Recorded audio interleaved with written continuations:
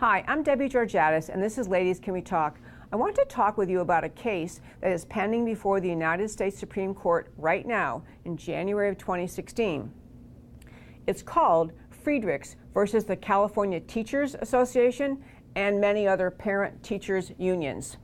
The central issue is the Supreme Court has to decide is whether or not forced union dues, forced payment by teachers of union dues to teachers' unions violates the First Amendment rights of the teachers who must pay those dues in order to hold on to their job, but disagree with how those dues are used by the union. Just think of it this way. If you were told in order to get your job or to keep your job, you have to pay money toward political candidates, political parties, or political causes that you strongly disagree with, that would be a violation of your First Amendment rights. The government should not be able to force you to take your money and donate it to causes you don't believe in. But that's what's happening to public school teachers in California. And let me just explain quickly what the issue is.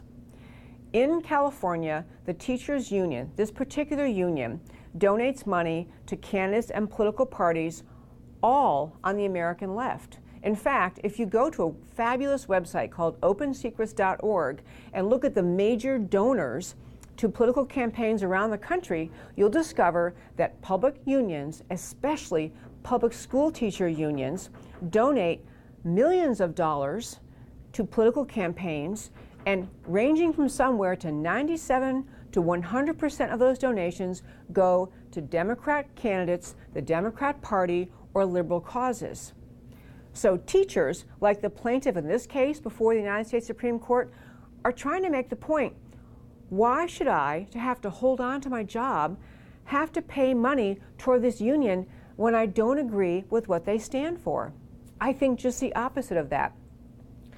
This is a tough case for the Supreme Court because the teachers' unions are arguing they need everyone's dues and that they're actually providing a benefit to those teachers, even if the teachers don't like them, because they are negotiating their salary and their benefits and all sorts of other conditions of their employment. But folks, this boils down to a liberty issue. Should you, in order to keep your job in California, have to pay dues to a union that you don't agree with? And the way California law is set up, it does let teachers apply to get a portion of their donation, their compelled union donation, returned to them if they argue they don't agree with some of the politics of the union. But the process is onerous, it's obnoxious, they pay the money first and have to petition to get their own money back. And the teachers are saying, why is the law set up this way? Why is California allowed to force me to pay money for something I don't agree with? And you know the larger thing on unions? Unions are an example of the collective. It's the collective versus the individual. What this case in California is about, and if this case if the Supreme Court rules in favor of the woman, the teacher, who wants to keep her own pay and not pay it to the union that she doesn't agree with, if that case goes her way, this could have big ramifications for other public unions in America. Because at the end of the day, the public unions are an example of forced collectivism. If you hold a job that other people holding that job vote for a union and you're told you voted against it, but now that you lost in this election, the union now represents you and your fellow employees, you are being told that America is going to support forced collectivization, forced taking of your money to give to the union, and it's a real bottom line question. Does the individual have the right to control his or her donations essentially to political causes? Does the individual person have the right to work free of control of the union? It's a fabulous case. It's a fabulous issue for Americans to watch.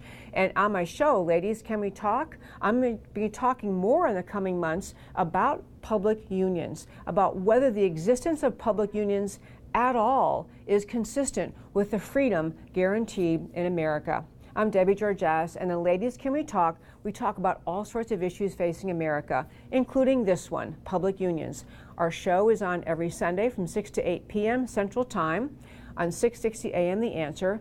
It's also available online anywhere in America. Just go to ladiescanwetalk.org.